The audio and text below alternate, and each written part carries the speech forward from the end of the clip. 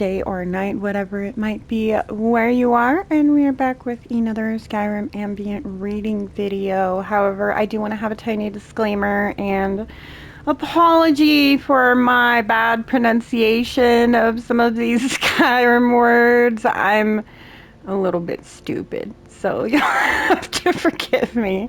But this one is a little longer. This one is 26 pages long, so I will do my best to pronunciate correctly and make it fun. So I hope you guys enjoy.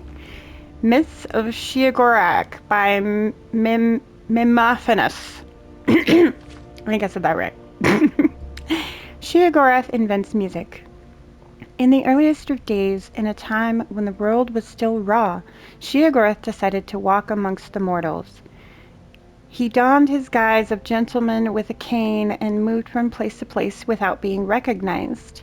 After 11 days and 11 nights, Sheogorath decided that life among the mortals was even more boring than his otherworldly existence. What can I do to make their lives more interesting? He said to himself. At that moment, a young woman nearby commented wistfully to herself, "The sounds of the birds are so beautiful." Sheogorath silently agreed with her. Mortals could not make the beautiful sounds and inspired calls of birds. Their voices were wretched and mundane. He could not change the nature of mortals, for that was the purview of other Daedric princes. However, he could give them tools to make beautiful sounds. Sheogorath took hold of the petulant woman and ripped her asunder. From her tendons he made lutes. From her skull and bones he made a drum. From her bones he made lutes. He presented these gifts to the mortals, and thus music was born. Okay, I take back my previous statement in the last video where I said that I don't know if I agree with Sheogorath being a bad Daedra. I lied. I'm sorry. I take it back. Sheogorath and King Liondir. King Liondir was known to be an exceedingly rational man. He lived in a place that was small, simple structure, unadorned with art and ugly to look upon. "I do not need more than this," he would say. "Why spend my gold on such luxuries when I can spend it on my armies or on public works?" His kingdom prospered under his sensible rule. However, the people did not always share the king's sense of practicality. They would build houses that were beautiful to look upon, although not necessarily very practical. They devoted time and energy to works of art. They would celebrate events with lavish festivals. In general, they were quite happy. How dare they be so happy? King Liondir was disappointed. The more of them did not follow his example and lead frugal, sensible lives. He brooded on this for many years. Finally, he decided that his subjects simply didn't understand how much more they could accomplish if they didn't waste time on frivolous activities. Perhaps, he reasoned, they just needed more examples. The king decreed that all new buildings must be simple, unadorned, and no larger than was necessary for their function. The people were not happy about this, but they liked their king and respected the new law. In a few short eras, there were more plain buildings than ornate ones. The citizens used the money saved to make and buy even more lavish art and hold even more excessive celebrations. Once again, the king decided to provide them an strict example of how beneficial it would be to use their time and resources for more practical purposes. He banned all works of art in the city. The people were quite put out by this, but they knew that their king was doing what he thought was best for them. However, human nature is not so easily denied. In a few short years, the city was filled with plain, simple buildings and devoid of any sort of arts.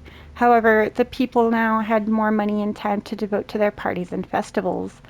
With a heavy heart, the king decided that the people were to be treated like children, and like all children, they needed rules and discipline laid down by great figures of authority to make them understand what was truly important in life. He decreed that there would be no revelry in the city. Singing, dancing, and music were all banned. Even food and drink were limited to water and simple foodstuffs. The people had had enough. Revolt was out of the question, since the king had a very well-trained and equipped army. They visited the shrines and temples in droves, praying to all of the gods and even some of the Daedric princes that the king would revoke these new oppressive laws. Sheogorath heard their plans and decided to visit King Liondeer. He appeared to the king in his dreams as a field of flowers, each with arms instead of petals, and the face of the mad god in the center. I am Lord of the creative and Lord of the deranged. Since you have no use for gifts of creativity, I have decided to bless you with an abundance of my other gift. From that day forward, every child born in the city was born into madness. Since infants do not reveal illnesses of the mind, it was several years before this was realized. The king's own son was among the victims, suffering from seizures and delusions. Yet the king refused to change his ways. When his son Glint was 12 years old, he stabbed his father while the king was sleeping. With his dying breath, he asked, "Why?" His son replied, "It is the most practical thing I could do." The new young king ordered all the palace servants slaughtered. He ordered a grand festival to celebrate his new reign and the repeal of the king's laws. He served the crowds a stew made from the carcasses of the palace servants. He ordered the east-facing walls of every building painted red and the west-facing walls painted in stripes. He decreed that all citizens wear ornate masks on the backs of their heads. He then burned down the palace and began construction of a new one. In the new palace, the young king ordered his personal chambers to not have any doors, for fear that small woodland creatures would attack him. He ordered that it have no windows, for fear that the sun and the moon were jealous of him and plotting his death. And thus ended the line of the King Liondeer. The people of the city returned to their grand works of art and raucous celebrations. They talked and acted as if they still had a living king, and even kept up the place, using it to house and care for their mad children. Sheogorath was mighty pleased with this outcome. From that day forward, the city was blessed with more than the normal number of gifted artists and deranged citizens. Wow. This is interesting, to say the least. The Contest of Wills. A mighty wizard named Ravet once walked the winds of time into Lord Sheogorath. His intent was to win favor from his most capricious of the Daedric princes. Upon finding Sheogorath, he spoke humbly to him. "Lord Sheogorath, I beg a favor of you. I would gladly drive 1,000 men mad in your name, if you would but grant me the greater magical powers." Fortunately for him, Sheogorath was in a playful mood. He proposed a game. "I will grant your wish if you are still sane in 3 days. During that time, I will do my utmost to drive you mad. It should be great fun." He was not so certain that he liked this new deal. He had been really looking forward to driving 1,000 men mad. "Lord Sheogorath, I regret having disturbed you with my shallow, selfish request. I withdraw my unfortunate plea and will humbly leave this place." Sheogorath just laughed. "Too late, mighty Ravet. The game is afoot, and you must play." Ravat fled, only to find that all exits from the Daedric realm were now sealed. He wandered aimlessly, constantly looking over his shoulder, jumping at every noise. Each moment brought new terror as he waited for Sheogorath to begin. After 3 days, he was convinced that every plant and animal was a tool of Sheogorath.